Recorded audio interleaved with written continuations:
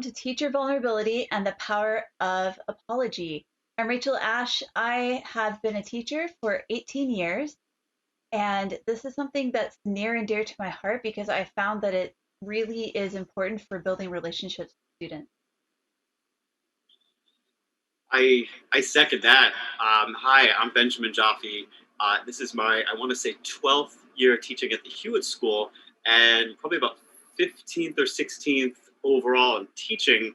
And as a Latin language learner, I think I've been at this now 25 years. And yeah, I think the topic we're going to talk about today, vulnerability and power of apology. I think the longer that I teach, the more I think this is really at the forefront of what we should all be doing. Well, I think bringing up the fact you're a language learner is really important there because, I think we're perpetual language learners as language teachers. I think it's really important to point that out there. And that's one of those vulnerabilities we don't even really acknowledge a lot of times as teachers, and we should because, you know, I'm still learning English and I'm 41 years old. And so, of course, I'm still learning Latin as I teach it. And I think that that's one of those things that we've almost, as a new teacher, I felt really scared to admit to myself. So, we're going to dive in with the questions. I wanted to kind of bring that up, that I loved the fact that you also added that in there, the idea of being a language learner too. And I didn't even think about adding in those. Well, Uh, I love how you put that we are still learning. One of the hardest questions I find to answer is when students ask me, so you can speak Latin, you're proficient in Latin, or if you let's fill out forms, what is our level of proficiency? I've been at this for so long, I still don't consider myself proficient in the language. I'm still trying. So. right, exactly. So, as you may have picked up, we're going to actually treat this as a conversation. We really thought that would be a little bit more true to the topic. We're being vulnerable. We're just going to answer questions. We're going to talk to each other about the topic. And we're going to be honest with you and honest with ourselves about being vulnerable as teachers. So, come with us as we answer these questions with completely unprepared answers. So, we'll see how this goes. All right, question number 1.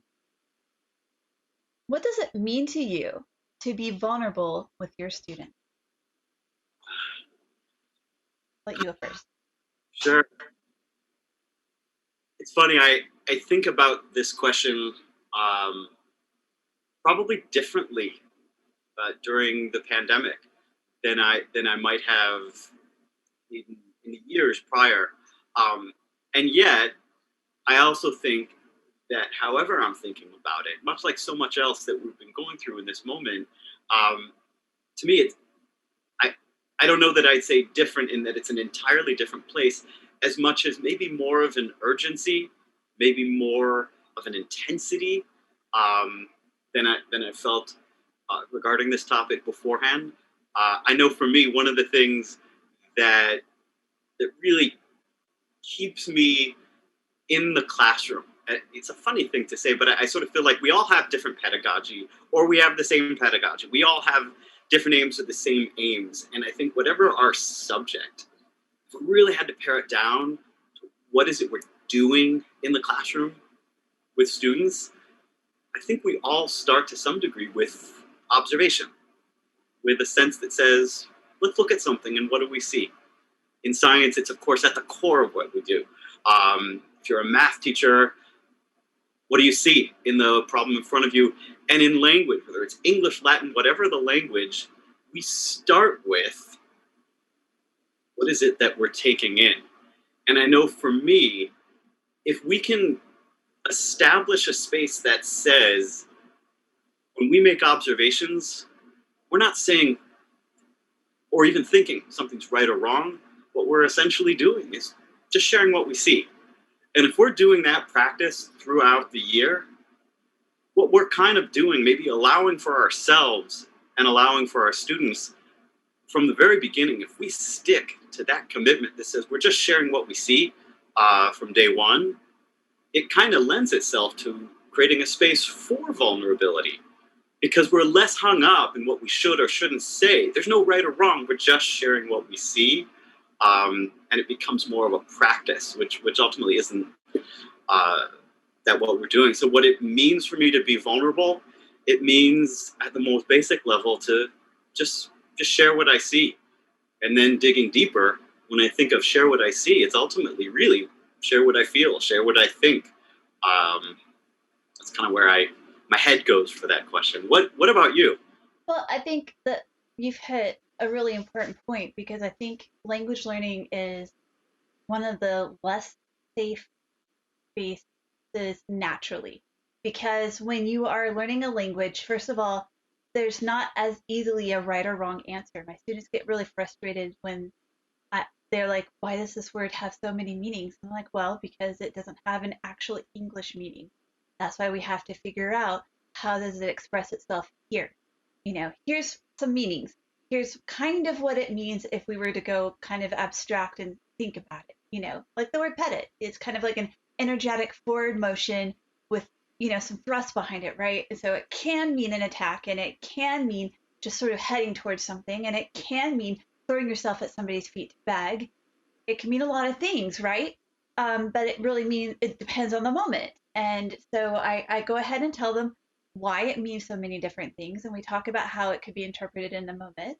Um, but because there's so much that can be brought into language learning, and because there's so many things that you have to sort of process at the same time when you're learning language, you have to be okay making mistakes and taking chances. And you cannot do that in a space where it's not okay to be vulnerable. I just don't think it's possible.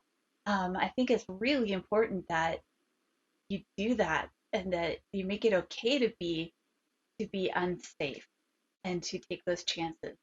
I don't know. I guess that's to me that starts with the teacher, right? If I'm not willing to say, "Hey, guys, sometimes I mess up," um, I I feel like then they're not. If I don't make it okay for them to be vulnerable, then you know, then everybody freezes up and nothing really happens. They're just spending too much time worrying about whether they are fulfilling my expectations. I love the example also that you gave. Patty is such a great example, and particularly the way that you put it, because it's a kind of word, it's emblematic in a way of how words mean different things in different settings. Context tells you whether you are going at maybe a political goal, it's a petition, or you're going at something and it's an attack, or you're just headed to the forum.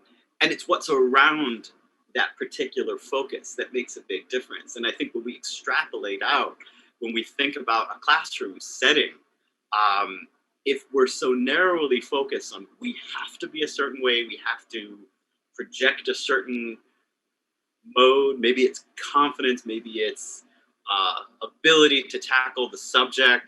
I think it's a funny thing. We all, if you've been teaching long enough, you can think about maybe the way you walked into a classroom in the first year versus, or I know for me, I think about those years I spent in graduate school classes. And in a grad school setting, everybody around you has done all the reading and the commentaries well beyond what was on the requirement. And you're sitting there thinking, how on earth do they get any of this? And each of us comes into a room a certain way. And I think our job as teachers, the longer that we're in that classroom space, to let people know whatever you are coming into the classroom with, whatever you're seeing in that word. Maybe they're learning that word for the first time. Whatever they bring to that uh, is really valuable because it's going to take us to somewhere really important too. Um, so yeah, I appreciated what you had said there. Yeah, I think it's all of that. I'm really excited to actually have us keep delving into this topic because I think that it's just so important. I'm going to jump us into why is apology powerful? Uh, huh, why is it powerful? Um, I tell you, it's interesting because I sort of feel like when I think about that question, why is apology powerful?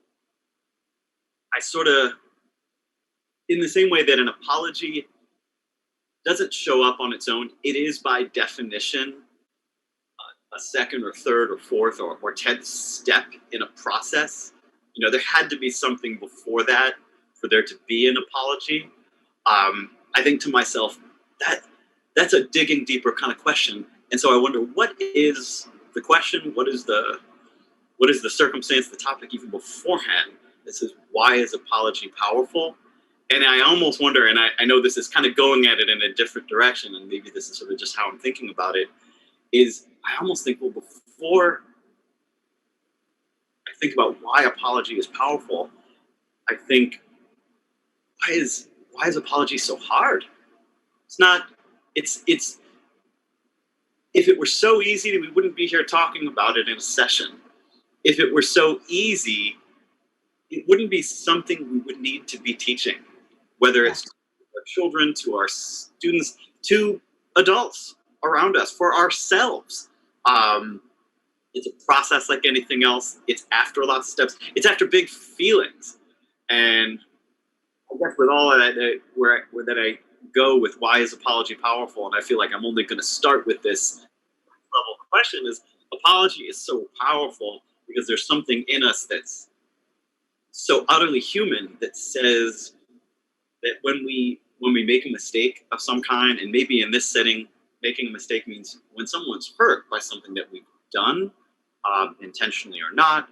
Um, the most important thing we need to convey is that we own that, um, that other person knows that we are internalizing the power of the moment, that we recognize that apology is so powerful, because ultimately I think teaching, like anything else, when it comes to another person, is a relationship, and it's building a relationship. And an apology, owning something that's hard, ultimately, the classroom can be filled with a lot of hard things, and they're not just a challenging grammatical form, or a challenging sentence or whatever that is. These are challenging moments because there are feelings behind that. An apology is so powerful, maybe particularly from a teacher, because it's sort of a really, we're all supposed to model what's uh, for students as teachers. We're supposed to model quite a lot.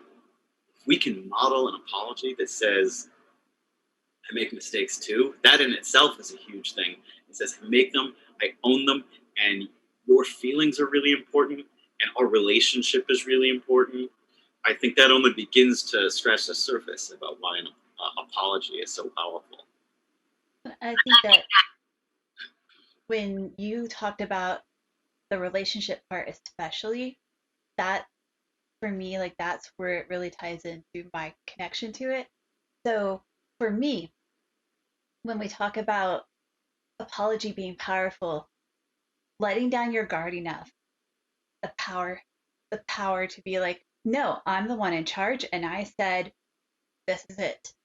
Um, but then instead going, you know what? I made a mistake, and I'm sorry. I did something wrong. That's such a big deal. And I think that treating a student like, because we're talking about, of course, mostly within a classroom setting, treating a student like they are worthy of receiving an apology from you when you make a mistake brings it to a level of respect that lets them know that you do regard them as someone special and someone that is important to you and important in your classroom and someone that you value and that matters, that makes them feel heard. It makes them feel like someone that you want to be there. You care about their feelings. You want them to be in your classroom enough that their feelings matter to you. So if you make a misstep and you recognize that misstep, you apologize for that misstep, and they know you're actually thinking about your actions towards them. They aren't just people that are sort of in that classroom and passing and then they leave and you're like, okay, well that group's gone. It makes them feel heard. It makes them feel seen. It makes them feel heard. For me, that's part of the important part, that you're building a real relationship with students. And one of the ways to do that is to apologize when you make a mistake. Obviously, you don't want to apologize randomly. You don't want to apologize blandly, and you don't want to apologize without real meaning and real understanding. There's nothing worse than an insincere apology. But and of course, as you brought up, the modeling of it is really important as well, because I think that I I know that actually from experience in multiple parts of my life, there are a lot of children that grow up without adult apology, and so they do not see that that is an important part of becoming an adult, which is taking responsibility for your actions and the harm they do others. So instead, you are saying, as an adult, I see that my action has done you harm. I am I do feel wrong for that, and I care about your space in my class. Yeah. Oh my God. So many important things there. I it, one a few things. One of the things that really struck me about what you were saying, it's one thing to tell people, and in this classroom setting that we are discussing, to tell students that their voice matters. That may be easy enough to do and to convey. We're looking at a form, a vocab list, a passage in literature, even a tough passage in literature, um, and they get to share something. But if we do something that is deserving of an apology, if we can really read that a student needs an apology from us, to so much of what you had said, I think what really tells them that their voice matters, contrary to what many of our students may be coming into our classrooms with, probably, I'd say probably, but maybe coming in with this sense that the adult's voice is what matters, and that's the most important thing. I grew up with a really traditional background, um, where a teacher's voice is authoritative. That doesn't mean that there isn't room for a teacher apology also. And to your point, I think what really models what we want our students to do and to feel, if we can own something, but by apologizing, and I love what you said, it has to be a sincere apology. And that's not an easy thing to do also, for us to really make sure that our students feel that their voices are heard, that they matter, is for us to meet them with an apology when we need to give it, to really show that they are also getting the respect that they need. I always have this sense that, if respect in a classroom, and I know that that's not a word that every classroom uses, or every school community uses, um, but if a teacher wants respect, um, in some sense that's earned, but I think it must come with a respect for every person and every voice, that's in that classroom. So I love how you put that. Well, and I think you kind of you talked about this earlier in what you said. I can get the sentence out, um, which is the idea that it's hard. And why is it hard?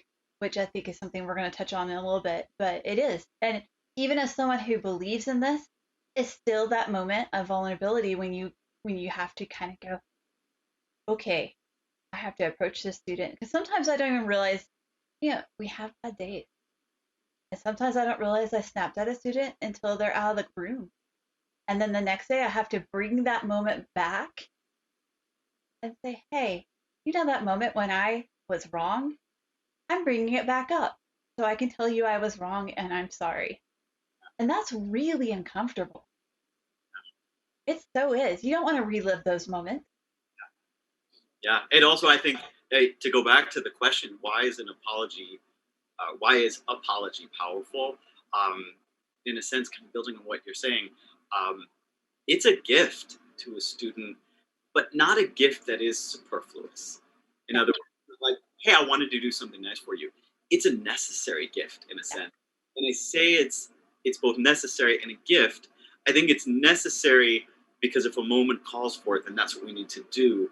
And I think it's a gift because I think we all know that in this world that is filled with a lot of stuff that doesn't always meet a threshold of what we consider to be just, moral, or a thousand other things.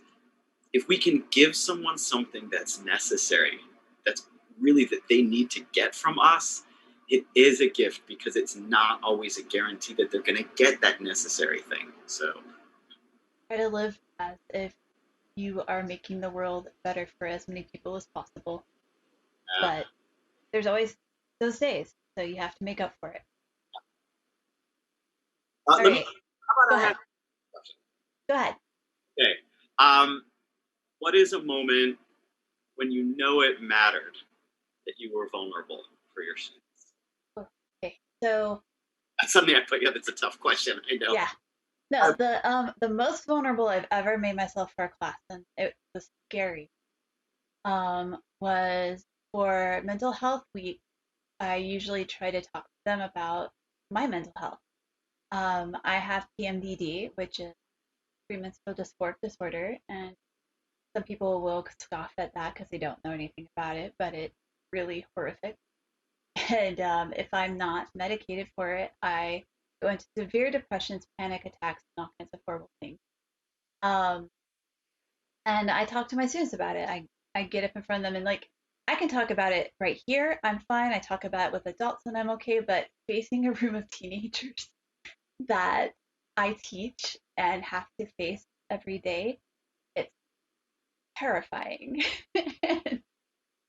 But I did it, and I do it. And the reason why it was I knew it mattered so much is afterwards, the first time I did it, I had a girl come up um, that it meant so much to her to have heard a teacher talk about that type and being depressed and having had difficult.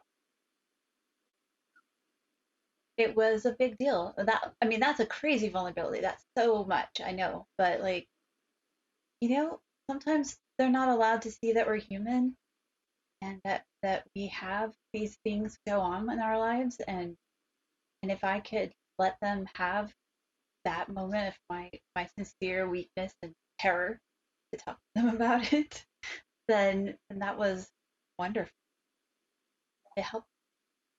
it's such an important moment. I will say, relate to that when in this past year, really the spring.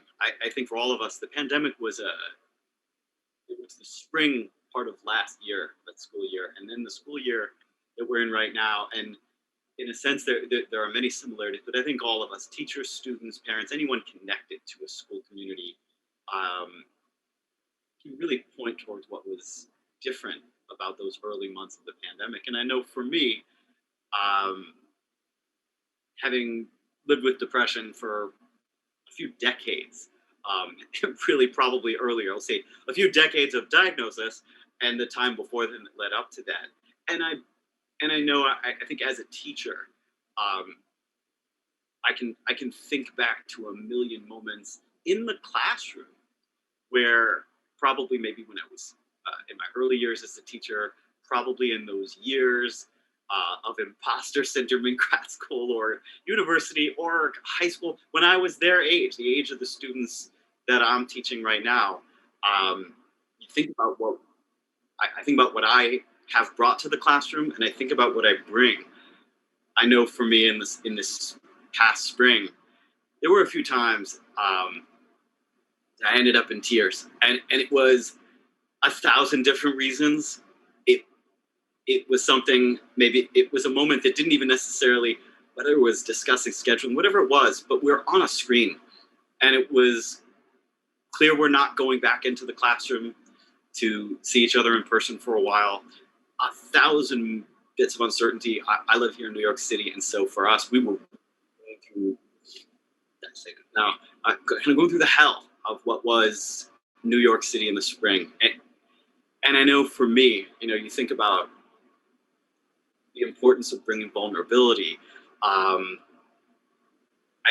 something in me, intellectual or otherwise, just saying, why? Why not bring, like, it overwhelmed me anyway. And it just, I think I think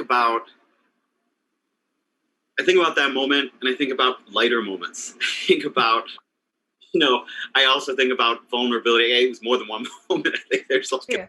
many more coming in. But I also think that in the lighter moments of vulnerability, I know sometimes um, it's a funny thing. I grew up in all boys schools. I now teach in all girls school, but I grew up in all boys schools, an all boys university setting, and there's a lot of sort of inherent competition. And I think I was maybe trained just from the environment to not bring vulnerability into those classrooms at all. That if you have the right answer, you're gonna let everybody know you have it, and if you don't, you'll keep that to yourself. And such a binary way to think anyway. It just speaks to so much that's unhealthy. Um, I think even in sort of lighter moments of, I don't know what that word means. It's been a while. I'm actually not remembering. Let's look it up. I'm Yeah. not sure. Just even the smaller things. I think vulnerability in all different sort of levels. Uh, No, that's so right. That's one of those things that as a beginner teacher, I was so scared to do. I wanted to be the source of all knowledge. And as I've gotten older, I'm just like, no, let's learn together, you know? And we do. And that actually, because what avoiding that did is it closed off paths of joy for my classes, because if we went on an avenue that they wanted to learn, then we opened up this exciting moment and we learned this together, and maybe we created something together that they really wanted to learn about. But if I was afraid to do that, then I'd be like, oh, you know what? We don't need to learn about that. Let's learn on that lesson that I've already created. And while maybe that lesson was fine, it wasn't what they were excited to learn about in the moment, and so it was okay. Whereas when we go on the path that they've chosen, it's exciting, it's joyous, it's what they want to do. um, there's just much more magic when you learn with your kids. oh my gosh, I love you put that because I think I remember those early days. It was like every classroom. I remember the first year I taught Latin Lit. It was like every class period was a test for me, so that I knew what Ovid was going to say, what was saying. I knew all the possibilities of the translation, as if I wasn't allowed to have a dictionary or access to it. And I think probably, you go back to that conversation about that bit about modeling. Right. With that, whether we realize it or not, we're giving that vibe to the Oh students. yeah. They have to come in that way also. And suddenly the homework had to have been done correctly before they walked in, rather than making it a process. And it's a process for us both, for teacher and student. But yeah, Right. Yeah, creating translation as an interpretation instead of as a well, this has a meaning and that is the meaning, you know. It just, yeah, it changes everything about how the students get a chance to perceive language. And I'd rather them think of it as something joyous and fun and interesting, and something that you can continue to explore, even if it's been explored for a millennia. There's still new things to learn. yeah. Well, I will say, I know this is a topic we could talk about for a Oh, really. that's so true. I want to be uh, mindful of our time here. Next question. Yeah, let's do that. Yeah. Um, should I ask it of you? Yeah, go ahead and ask it of me. All right. Let's see. How does this thought process play into the power respect dynamic of the classroom? And it's actually, I think, to your point, I think we already touched upon some of this, but I think not quite in this way. What do you think about that? Yeah, I think we have been touching on this, and I think that what it does is that, first of all, it makes you a team with your students, instead of being the person who's at the. I mean, you're still at the head of the room. You're still guiding everything, and if you're doing it right, you're still the one who is the authoritative figure, but you're not sort of a dictator type figure who is just issuing orders and you can't be questioned. I think it's important to be open to question. I think that vulnerability that's part of the thing. Again, making yourself human makes you approachable. So there are students I have who are afraid to approach some of their teachers with questions, and with things that they're interested in, even like, if they have a physics question. I've had students come to me with physics questions because they know I like physics, and I'm like, why aren't you asking your physics teacher this? And I'm not talking about, like, solving a problem, but just like general physics questions. Talking about parks and stuff like that. And and they're like, well, I mean, they don't really like to talk outside of class. Well, that's just sad.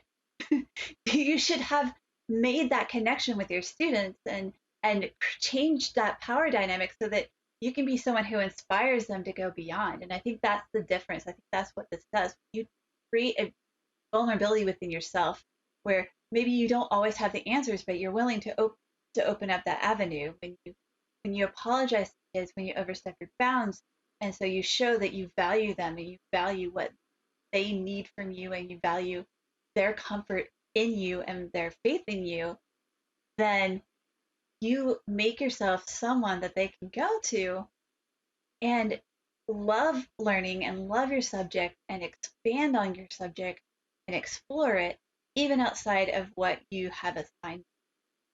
Oh, yeah. I love how you put that. I think particularly if our classrooms are a space where we are exploring teachers and students, that the idea of power respect dynamic, um, we can be we can recognize that by being the instructor, that there's an inherent power only in the sense that we're conducting the classroom, maybe we're conducting the conversation. But I like I put that to kind of, it's a funny thing if we're on Zoom classes, there isn't a prominent big spot. There can be. You can change the settings. The settings all have the same size box. In a way, real power and real respect that is garnered is one that doesn't try so hard to show that you have it. To be able to recede back and be part of the conversation rather than telling us where it needs to go, to be exploring alongside them, to model that it's definitely okay to be making mistakes. It's sort of, I think the longer we teach, the more we should be celebrating when we pull up the wrong file we meant to share with them, when we posted the wrong thing, when we meant to do this and then we ended up doing that.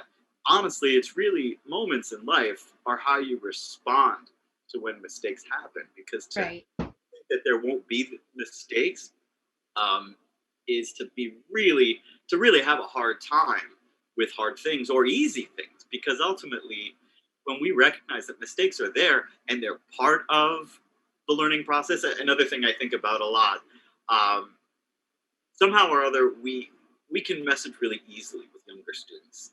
When we think about a nursery school or a kindergarten or pre-kindergarten class, we can celebrate mistakes, and that's fantastic. And there's something that happens as kids get older, and I think it's societal as much as anything else, that it's somehow as if mistakes are no longer part of it. And I think there's this bifurcation. There's this sense that we tell them their voice matters. There's this sense that we tell them that mistakes are important. Get those good grades, get into Yeah. do that. And the pressure is there not because of what we're saying, but because of what we're modeling. And I think so much of the modeling that comes from the adults, just this notion of prowess that comes from an instructor, teacher, professor, as if somehow greatness comes from never making mistakes, which is never articulated, but I think is very much there, unless we can embrace that we are all vulnerable. And I think certainly now as much as any other time, but I think there will be a time in our lives at some point soon when we are all in a space where maybe we are less vulnerable than we might be right now, but vulnerability is part of what it means to be human. And real, maybe I will say, sort of power, if you could say that, respect comes from, wow, I respect how that person is owning their struggle. They're owning their mistakes. They're bringing a vulnerability and an openness. As a student, if I got that from the adult in the room, I would feel empowered. A power becomes something that is shared because it's Right. rather than, oh, as I so often thought as a kid, I'll never reach that level. Like I'm looking up somehow at a height I'll never achieve. So I love the word empowered there. I think that's such an important concept. We need to empower our students. They need to feel like learning is something that they can do even when we're not there. You know, that's part of the problem sometimes, I think, with the way the classes are run is they see it as sort of something that happens within these walls. And when they leave these walls, learning is done. So if we empower our students to see this as something that we do together and we're sharing these moments, but these are moments you can do too, because you have that power as well, then we're making lifelong learners. Yeah, yeah. I love how you put that in. Again, I'm also mindful we could really talk for so long about this. One thing I think about so much in my early years studying Latin and Greek, which is a hard thing. Um, the number of times I would, if I looked at a text, not inside a classroom, and I think the deep level of intimidation I felt. Um, I think I feel it less, and not just because I've been a professional who's been teaching that, and not just because I've done it a lot. I think maybe the older I get, the more I realize, okay, so I'll try it this way. It might work, it might not. I can ask someone, I Yeah. can talk through it, and talking through with someone is one of the most powerful tools. Ultimately, why is apology powerful? What we were tackling earlier, because it's also ultimately communication, and Yeah. communication is powerful. Let's say the thing that it seems like society has trained us not to say so much, to project a certain image, when in fact apology is part of a communication, and vulnerability is a part of communication. Um, Altogether. We can bring that in. That makes Latin easier. That makes communication easier. That makes connecting with others easier. It makes the rest of it easier. And isn't Latin communication anyway? So aren't we supposed to be communicating?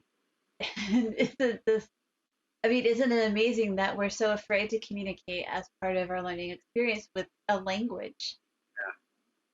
Yeah.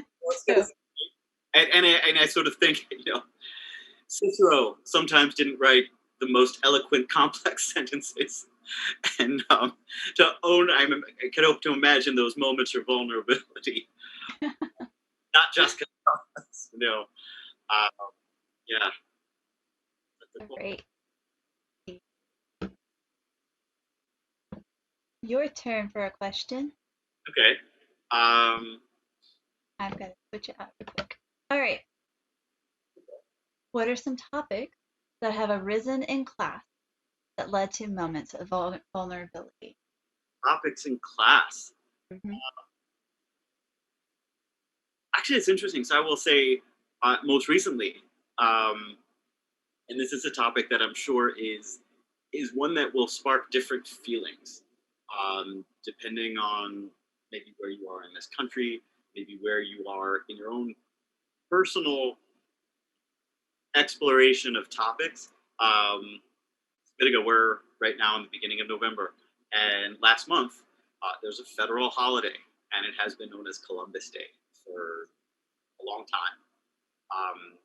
In my school community and in my area of the country, we have many people have moved away from calling it Columbus Day, and this is not a topic that is per se something that shows up in Latin class, but at the start of a class, it was a remote class, and so it was something students were talking about amongst themselves as I maybe am getting attendance going or something like that, and it prompted some strong feelings back and forth between different students who felt differently, who thought differently about it, and we had just discussed. This is my intro to Latin course, so we were learning a lot of the basics. We were learning the word servus and how in my own classrooms we are translating that as enslaved person. And we talk a lot about what it means to refer to someone as an enslaved person rather than a slave, and how that hits someone differently, maybe the level of dignity. And it was a natural connection that a student made to what we had talked about before in that. And it's funny because, we mentioned things like power, respect, and that dynamic. As I wanted to hang back and not quash the conversation because we have to get started, but I saw it was something that was really a topic, and there were students that needed to have that moment of conversation. Um, as gently as I could, kind of turned it to them for a bit, asking them what their thoughts were on the words Sarah Weston we just learned, what their thoughts were on the power of words and the power of naming things, one thing or another, calling the holiday one thing versus calling it, referring it to a holiday as a holiday or not at all, was a topic that had arisen. It was not part of the curriculum, but it very much became one really naturally because of something we had just been learning and talking about. And it was something where I think this, to me, it's so often the case that we as Latin teachers may forget how relevant our topic is. And it's not just that those fancy English words come from the language that we teach. And it's not just that the complex grammar gives us a lot to understand our own language, or whatever it may give us in kind of a nice selling point. There's a core of humanity, which is why we are in the humanities, that connects in 1,000 different ways. Because as you're saying, we teach a language, and when we teach a language, we're giving them powerful tools for understanding, for recognizing difficult emotions as much as difficult conceptual topics. And if they can make those connections with the tools that we give them, that was something that was a moment that was certainly not on the lesson plan. And we ended up not doing much of the lesson plan for the day, but it was time better spent. So that was a fair trade-off. Yeah, and we caught up afterwards. So. Yeah, I mean, right now, I think. Yeah. How about you? Oh, I was trying to think. I don't know. Recently, we just did. We sort of got out of Latin for a little bit to focus in. It's related to. We're reading about Andromeda, and Andromeda has. She's described by Ovid in a moment as a as like a marble statue, and there's a whole argument about whether or not that means she's white among scholars. It matters because she's a princess of Ethiopia, and in other writings of Ovid, he refers to her as Flawa, and he makes it clear in those writings that she is definitely not white. But the scholars got caught up in the marble statue thing, and they would not let go. They still don't, because people don't like to let go of these.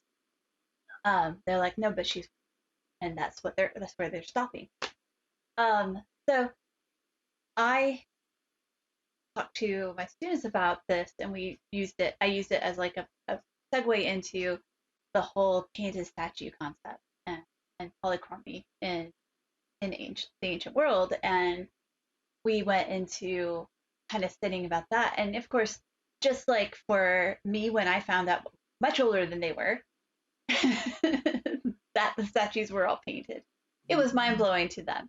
Some of them resisted more than others. I never resisted because I was like, "Ooh, cool, new information," and that's how I basically always. But some of them were just like, "But why would they do that? This is how they should be. They're so much prettier." But it overall, it was. I mean, it was interesting to see like the students who resisted more, and the students who had more of an emotional reaction to this whole thing. Because I think it was so different for them. And I pushed it a little bit. I had them read a couple of articles that did introduce the use by the alt-right and white supremacists of the statues, because I felt like it's part of the conversation.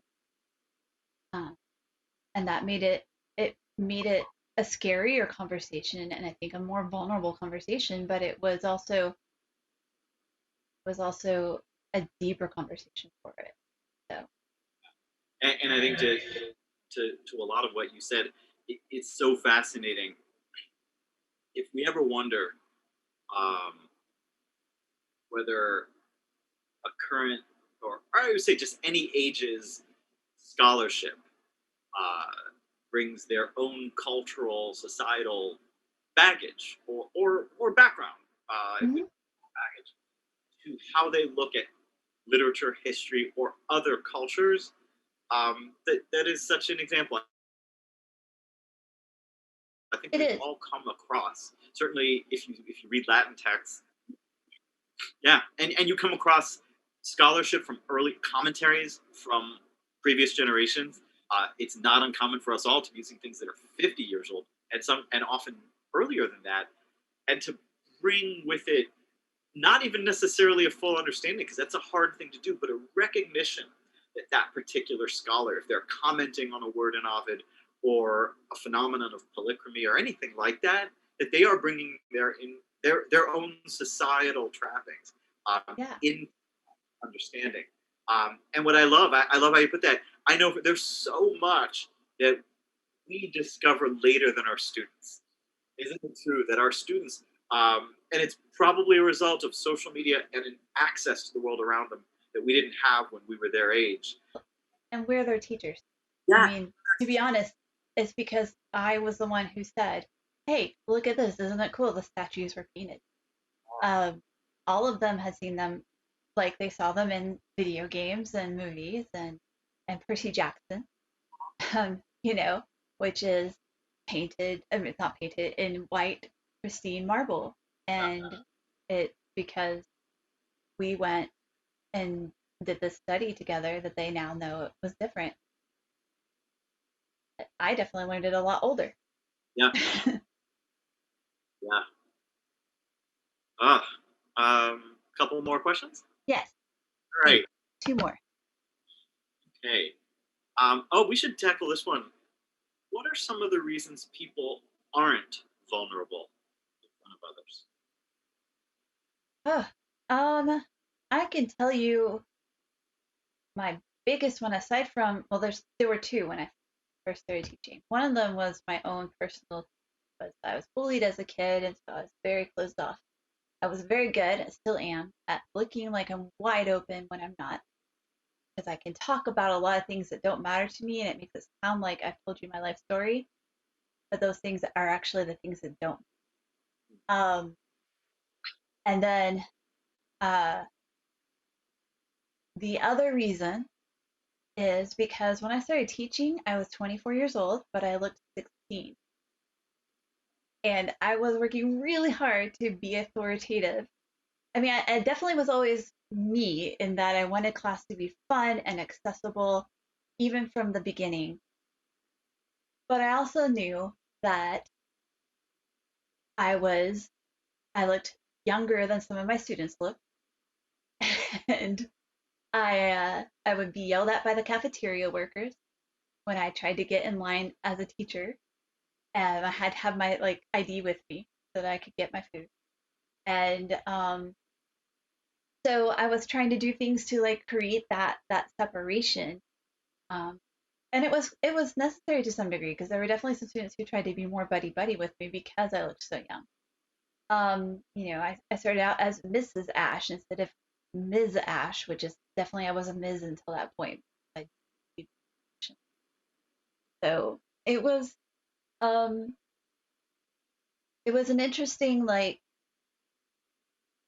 problem because I really was trying to assert my authority and I didn't want anything that made it seem like I was less authoritative. I had to like build that separation out.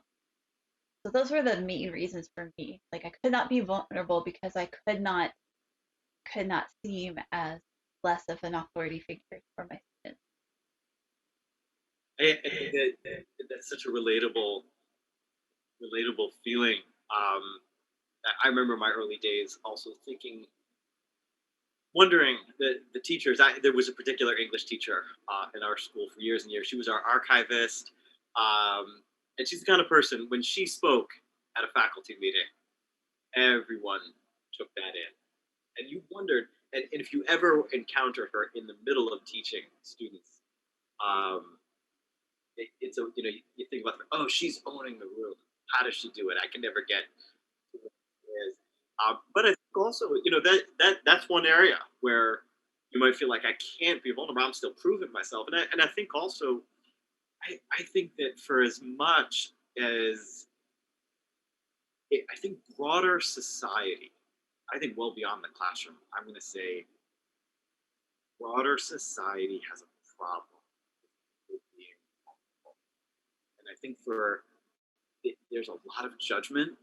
I think there's a lot of adults who are very uneasy about it, and it comes out in different ways. And maybe it's aggression, maybe it's just a dismissal of a vulnerability.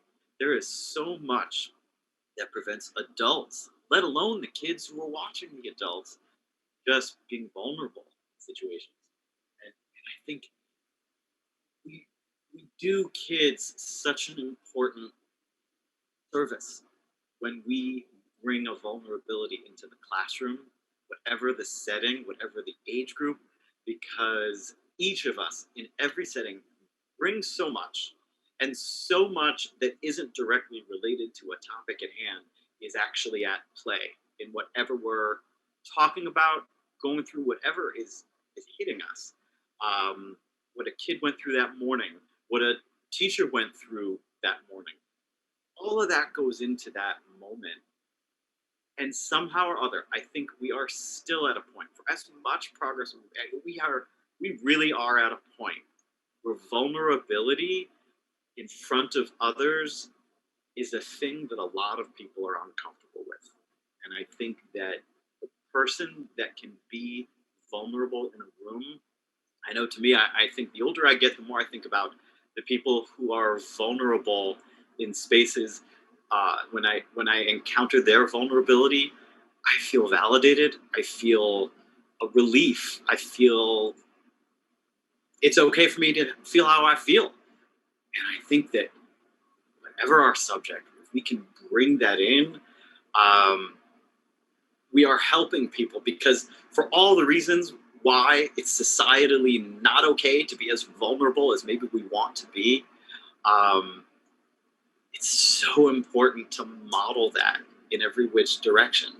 Um, we as teachers are role models. That is a big piece, and it's not just what we say; it's how we say it. It's not just what we cover; it's how we cover it. It's how we answer questions when a student brings up an idea. Oh, If yeah. Yeah, you come from a if anyone comes from a drama world, and the yes anding that says, yeah, that idea is important, and rather than, well, but I don't know if that's right. That's just Oh, no, it's a world of difference. world of difference. Yeah, How you take in questions. That's one of the times I've had to issue an apology is generally speaking, the rule always is I take all questions and I'm glad to hear them. And I don't care if I just gave instructions or I've given them twice. If you ask for instructions, I'm going to give them to you because I'd rather you ask than try to plow forward without knowing what you're doing. One day, though, again, and I say this like there are days, but I generally my days are pretty far between. Like we're talking months apart from each other. So let me just say I have days, but I try to keep them really far apart. But one day was one of those days, and this young lady, poor thing, like it was just the wrong day to ask me questions. Like literally, I finished giving my instructions, and she was like, "What are we doing?" I was like, "Are you kidding?" And I felt bad that moment. She shrank because that's what, right? And you've seen it because you're a teacher. You've seen kids shrink. It's never like a real literal shrinking, but you see the shrink. And I was like, oh my God, I just did that. And I have always said that they can ask questions, and I have just proven myself wrong. Everyone in this class now knows that that's a lie.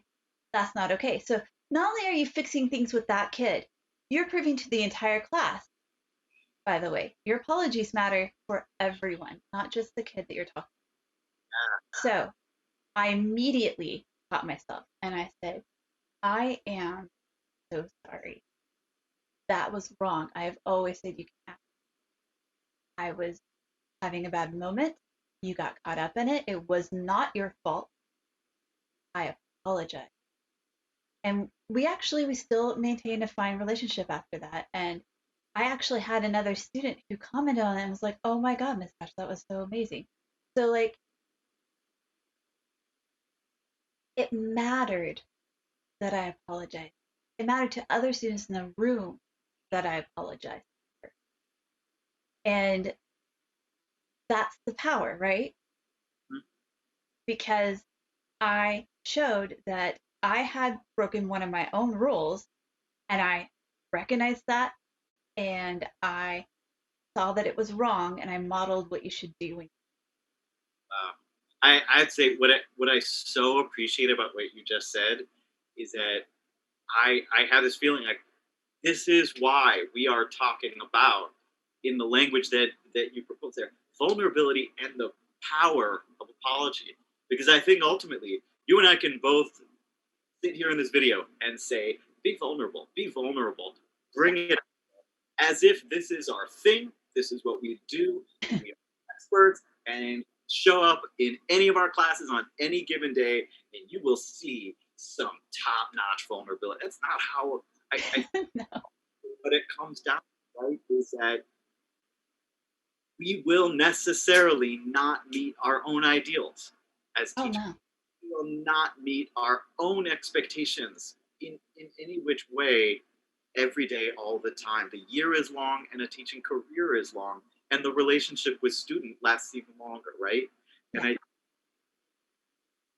what we need to have in us in the power of apology as it connects to vulnerability is being prepared, and it's a lifetime process and a practice that says I am prepared for those moments because it will come up for all of us that we won't live up to what we aspire to be, to what we commit to. That's part of that is what it means to be human, to strive for things and to not always reach it. Yeah. Exactly. Great. A question that we have danced around. Okay. Okay. You ready? Yeah. What are some of the reasons that people find it hard to apologize?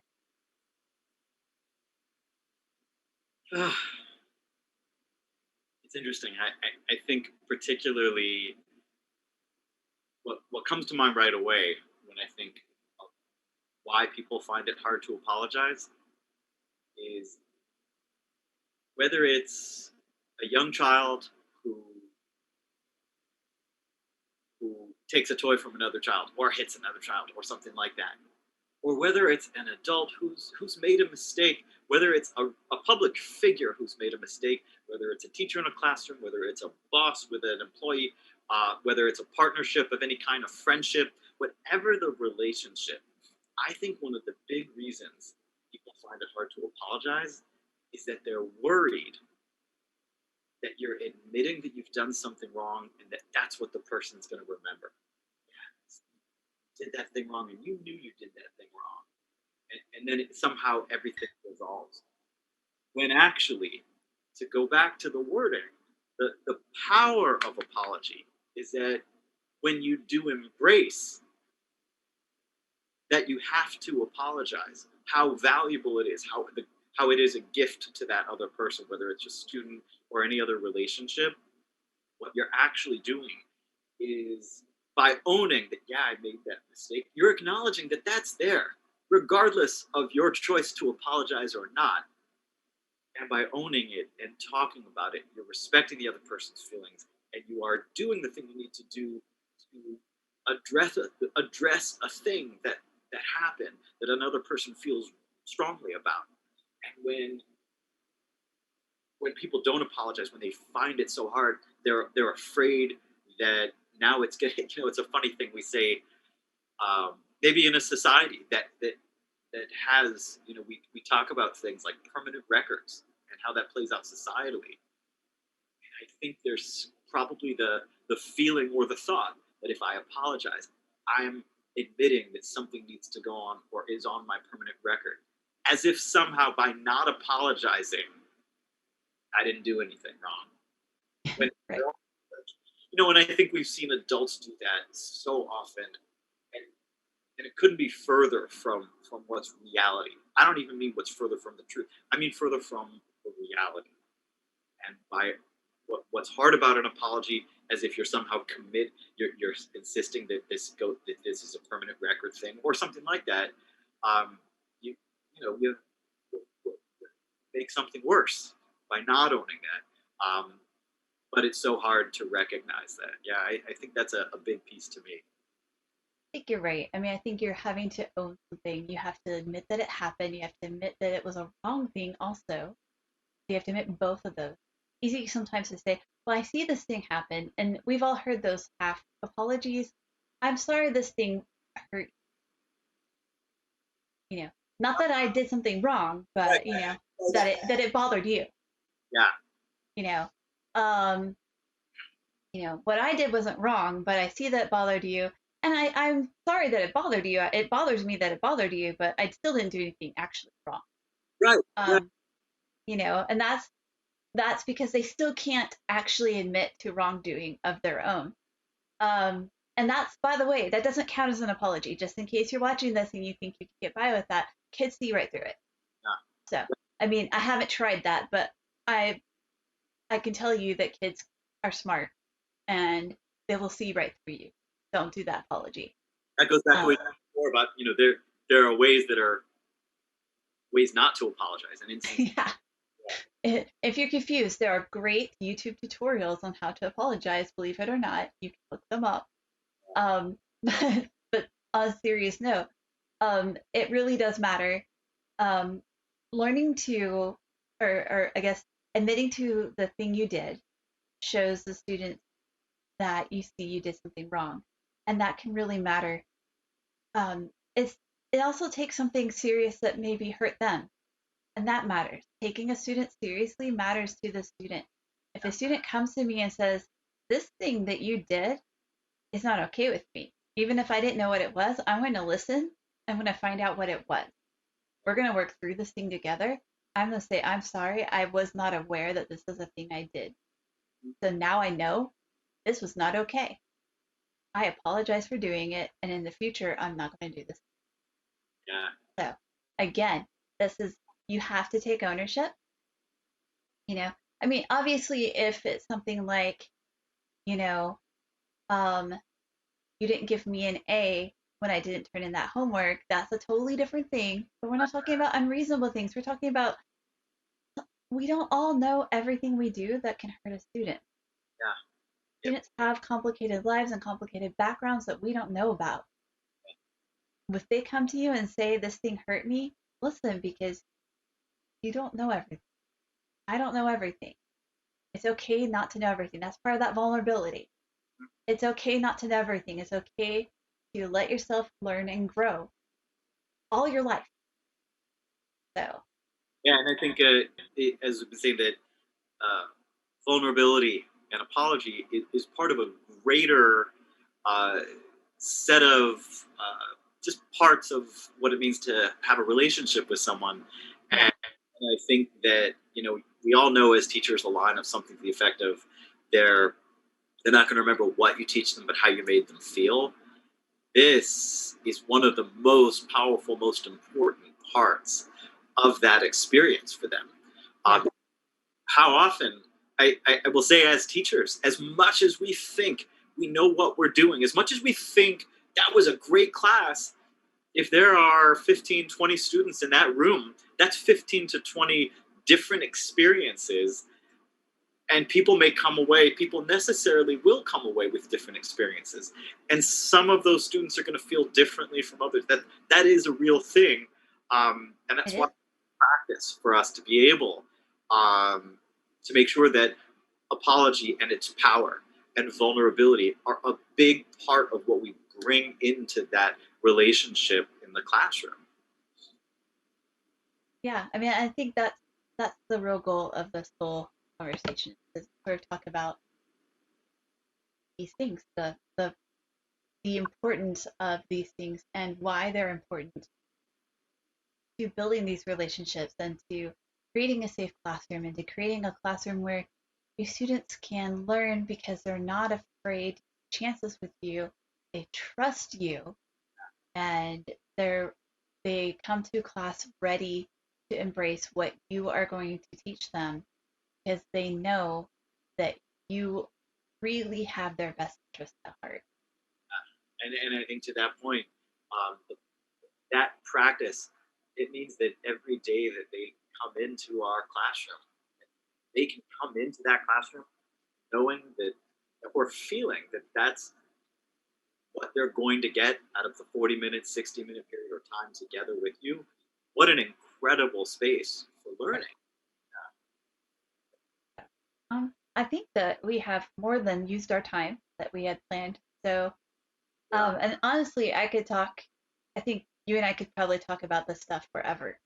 it's so important. Yeah, It really is. So, but I have really enjoyed this conversation with you. I hope that people watching it have learned and will take this seriously.